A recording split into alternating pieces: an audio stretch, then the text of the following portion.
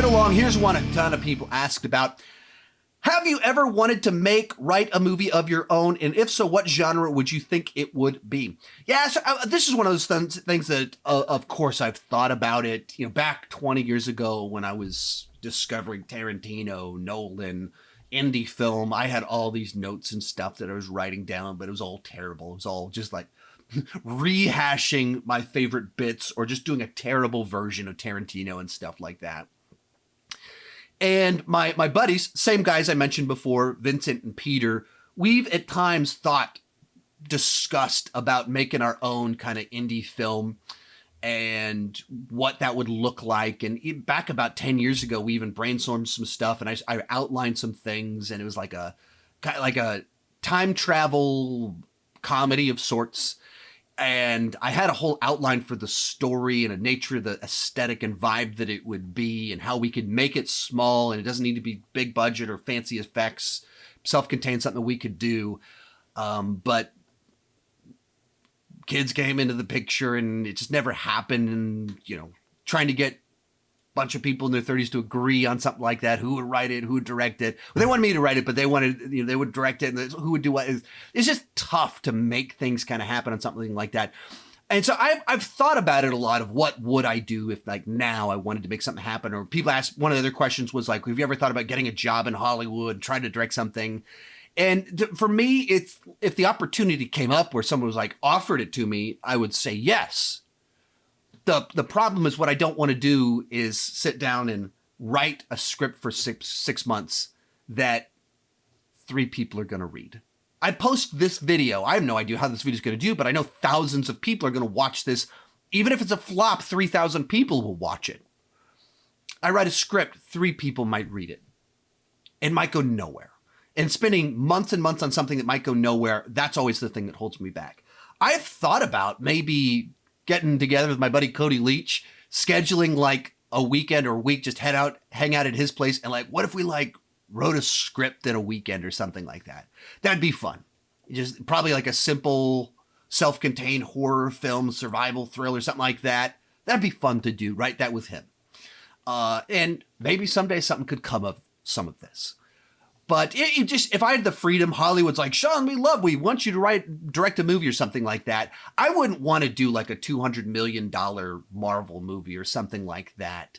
I think of something much smaller scale would be more interesting to me. If I did some comic book, it would be like street level Daredevil, maybe like street level Hawkeye. That's the stuff where my brain works for what I would want to make myself. I like these small self-contained survival thrillers. Don't breathe, you're next kind of house thrills, people getting killed trying to survive. Like, that's the sort of thing like my brain thinks of what I could probably do well, rather than these massive gigantic productions. I just don't think I would be great at that. All right, moving right along. Some people ask about kind of like YouTube fame type stuff, or how do people treat me with YouTube? What kind of high school student were you? Were you considered a nerd because you liked Star Trek? Were you one of the cool kids? I believe once you showed a picture of us with you with long hair and a guitar, or you just like your own thing? I would describe myself as my own thing. I don't think I've ever neatly fit into any boxes. I didn't want to. I still don't really like to be put into boxes. The shirts that I wear in my videos a lot of time are like my own merch. Like, I talk movies too much. I don't wear a shirt like that out in public, kind of because I'm shy, but also because I don't want someone to identify me based off of a shirt that says I talk movies too much. I don't want to be put in that box. It might be true of me, but I don't want to be put in that box. And I don't really like to pick favorite albums or favorite bands, even though you guys have some questions about that later in this video that I'm going to try to answer. But they put you in a box. As soon as I answer that question, you put me in this category over here, and I don't like that. And so in high school, I was actually an Air Force ROTC. So wear the uniform and everything, but then I wanted to have long hair. Those two things don't go together, and that very much defines the kind of person that I was. I don't hardly ever talk about my ROTC years or time experience with it, but the only people from my high school that I stay in contact with are my ROTC friends. that's like that contradictory kind of nature of who I was at the time. But I was very active at my church. I was starting to learn guitar and trying to play in bands. I'm in ROTC. I liked Star Trek. It was kind of all over the place. And I think that pretty well kind of defines me as a person. Definitely wasn't popular. I wasn't really bullied. I wasn't really any of the things. There's nothing that I could say that would clearly and neatly define my experience in high school. Except to say, and I didn't realize this till later on, but I had a much more tumultuous family life than I really even realized at the time. My mom was in a car accident where she was in the hospital for multiple months. And so that kind of defined me, that there was just a lot going on, that I kind of pulled back into myself a lot and was doodling around on the internet making movie web pages in the 90s. But it's kind of an escape from life. But it wasn't like because high school itself was traumatic. It's just life is hard. Toxic Gamer, someone that I met at MegaCon, asks, what's a cartoon you grew up on as a kid that you loved? Well, I'll list several of them off, like Ghostbusters, Garfield, Ninja Turtles, Animaniacs, and then Batman the Animated Series, of course. So just to name some real quick that immediately come to mind that I just remember watching all the time, but also G.I. Joe, Transformers, He-Man, all of that stuff, the classic 80s, early 90s stuff, I watched all of it. These ones are kind of interesting. How do people in your life react to having a YouTube channel? Is it positive? Is it negative? Well, so a lot of the people I've known for a long time, because, the community at my church, they've known me for 15 years. Some of them have known me for 30 years. And then my friends in real life have known me a long time. I think there's a lot of just kind of, they get a kick out of it. It's interesting that my nerdy hobbies that I've always kind of created things, and then it kind of took off and something came of it, that they're amused by it.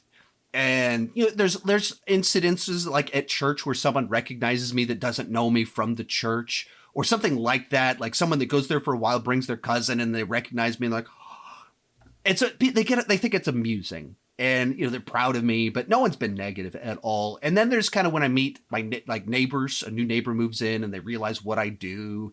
It's like I'm kind of buddies with the guy right next door to me and the person across the street who his daughter's best friends with my daughter.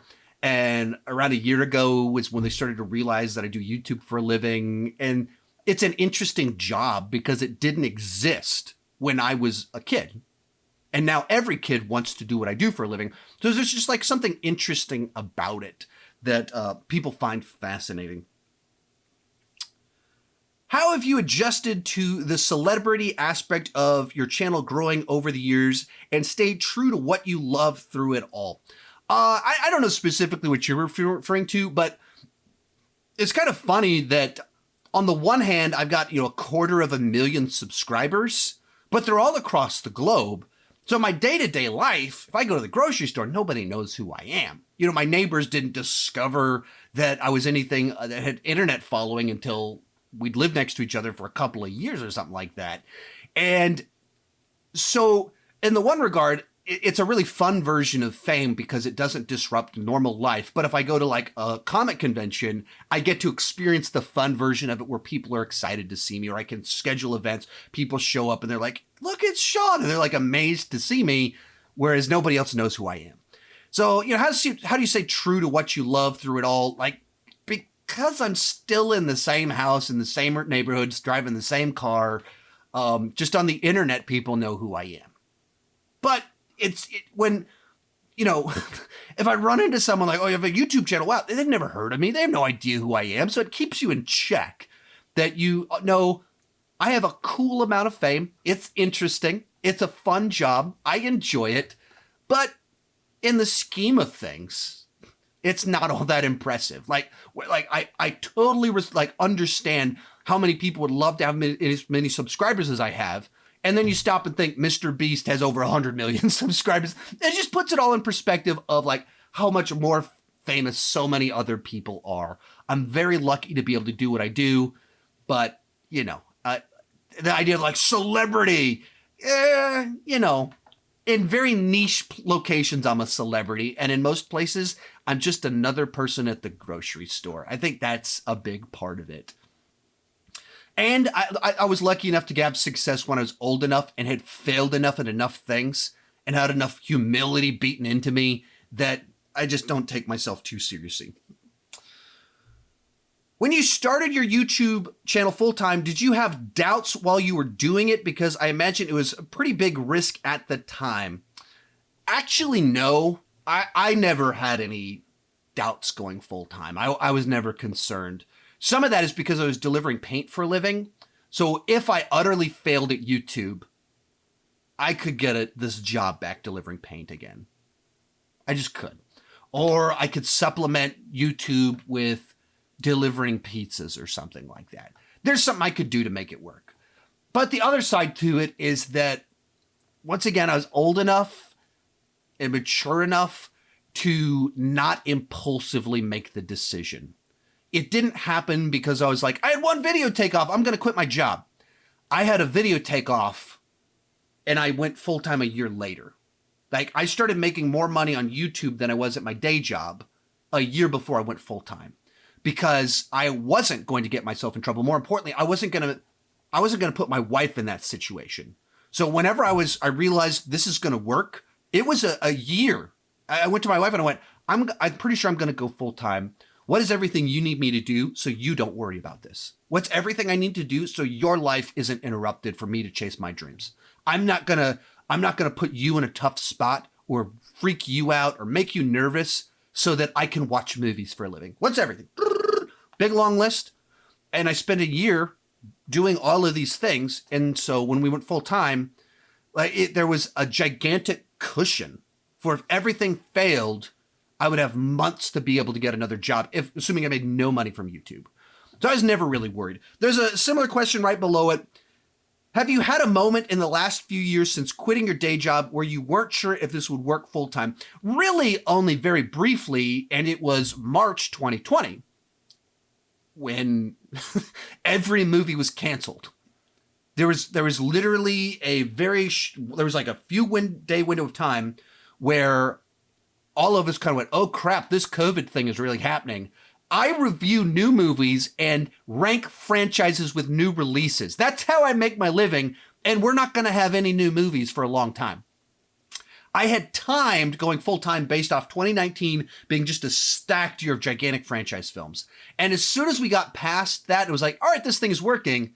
COVID hit. So I had that moment of like, maybe this thing won't work. But it didn't really go anywhere further than that, because I also went, I'm full-time, so I have everyone else, no movies are coming out, so people are going to go to YouTube. Everyone's stuck at home, so they're going to go to YouTube. All right, so that immediately means it's whoever has the best ideas. As long as you can come up with interesting ideas, you will thrive in this environment, because there's more people going to YouTube. There's more demand for YouTube now, and I have the time to generate more videos and more, okay, I think I can make this work. And so I also upped my business model of how I do things. I improved the quality of what I was doing with Patreon, so I delivered more value there. And the way that it actually worked out, I made, I think it was $250 more or $50 more. So I was like, the amount of money I made in 2019 where all the blockbusters came out versus 2020 where movies didn't come out, I made that much more money. It was under $500, but it was some like really small amount that was close enough that you're like, wow, were really close years. But in the year when movies didn't come out, I made just a little bit more money. And so even the year I was most worried, that desperation made me have to be smarter, more clever, have a better model than just trusting AdSense. And so I've never really had a time where I was worried about it. Do you worry your YouTube career could end in the next year or so? I don't know where the timeline's coming from, because could it end in the next year? I honestly, I don't know why you added that specific detail on there of like, if you're talking about the environment of YouTube or something like that. I neither am afraid of that urgent thing that something in the near future is going to cause it to collapse. I don't think that's on the table at all. There's no reason that I have no fears. Things have been going great. That's allowing me to travel and do all these things and do the conventions. That's only happening because YouTube is working. And so I don't have to put as much time into video production, and I'm expanding with stuff with the second channel and an editor helping me with that. So it's all good. But more importantly, Do I worry that my YouTube career could end? No. If my YouTube career ended, I would be okay. My satisfaction, my joy in life, my identity does not come from YouTube. I have a very cool job. I watch movies for a living. I am eternally grateful for all the time that I've had, all the people that I've met. It's awesome. It's as cool and as fun as you think. If it all came to an end, if YouTube came crumbling down and I didn't get to do this anymore, it would suck because I lost a job that was cool working for myself. But I'd find something else. I'm not worried that I wouldn't find a job or that, like, we're financially stable. We've got enough like cushions. We're responsible with our money. We're frugal, even though we've had a couple years that have been really good. I'm just not worried about if I lost this, because this is not my identity. This is not where my joy in life comes from. It's cool. I'm eternally grateful for it. I hope it doesn't happen, but I'd be okay if it did. What are your hobbies outside of movies? Okay, not much. I just don't have time to watch everything I need to watch and go to the press screenings and with wife, kids, and everything. I don't have time for hobbies. In fact, movies were my hobbies. That's what was my pastime. So my hobby turned into my job. And then YouTube was my hobby, and then YouTube became my job. So I try to go to the gym. That's been really tough this year because, as I mentioned earlier in here, I've been on a bunch of trips and my wife has been on a bunch of trips. So I just can't abandon the kids or the baby or home to the baby. She's 4 years old, to go to the gym. I just haven't been able to. So I've been trying to work out at home, but kind of working out, playing Fortnite with the kids. We're very much a Fortnite family. Even my wife plays Fortnite more than I do. And I hate to say this because it's painful that this is true, but she's better at Fortnite than me. She's better at a shooting game than I am, which I don't know how that happened, but she's more cautious and careful, so she's better at it than me. But we all play it together as a family. I like to take the kids to walks to the creek that's nearby, but I don't have a lot of hobbies because I just don't have time. What kind of music do you listen to, and who are some of your favorite bands? All right, I mentioned somewhere in here, I don't really like to pick favorite bands because as soon as if I say some of these bands, you immediately go, oh, do you like this? No, I haven't listened to it. So what kind of music do I listen to? I listen to all kinds of music from the 80s, 90s, and early zeros. So pretty much the formative years of my life until I got like married in a full-time job. Rock music, pop punk, just pop music in general, modern rock, alternative, grunge, air metal, thrash metal, all kinds of stuff that's in that category of 80s, 90s, early zeros, emo, all kinds of things. I think, what bands show up in a lot of my playlists, Dashboard Confessional, Jimmy Eat World, all sorts of 90s rock bands, all of the different 90s rock bands, whether you're talking about the mainstream stuff or you're talking about pop punk from the era, like all kinds of stuff like that. And then, Guns N' Roses. So I don't have like narrow taste. It's pretty broad. Like I'm not really into country. I'm not super into rap, but I like a little bit of country. I like a little bit of rap. So it's a pretty broad spectrum, but generally speaking, the stuff that I default kind of go to is from the first 25 years of my life. But I like a lot of classic rock. I like a lot of oldies. I grew up on that stuff. There's plenty of songs from the last 15 years that I've enjoyed. I just don't follow any modern music. And when I say favorite bands, it's just really tough for me because if I say like, oh, I love Weezer. When I say I love Weezer, I mean I love the Blue album, Pinkerton, and the Green album.